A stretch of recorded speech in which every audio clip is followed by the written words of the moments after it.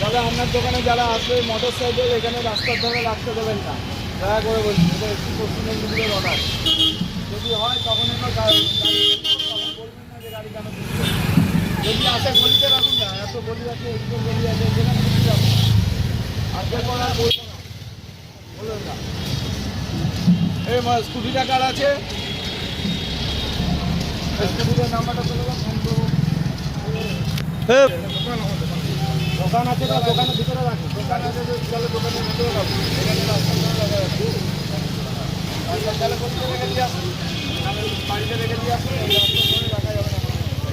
পরিষ্কার করে দেওয়া।